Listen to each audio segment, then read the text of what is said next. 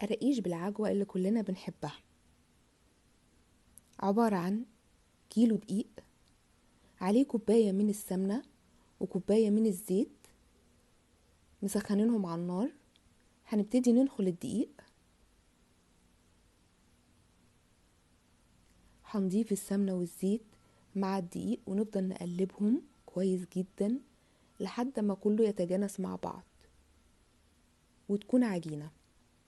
هنكون مجهزين الخميرة مع معلقة من السكر وعليهم شوية مية دافيين ونقلبوهم كويس.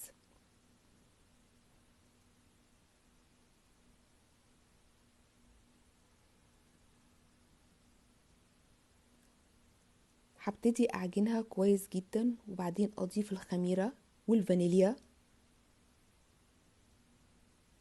ويتعجنوا كويس جدا لمدة 10 دقايق، ودي اهم حاجة. والعجينة هتكون بالمنظر ده. هحط السمسم على عجوة ومعلقة السمنة وشوية قرفة واقلبهم كلهم مع بعض. هعمل العجينة بالمنظر ده واحط جواها العجوة،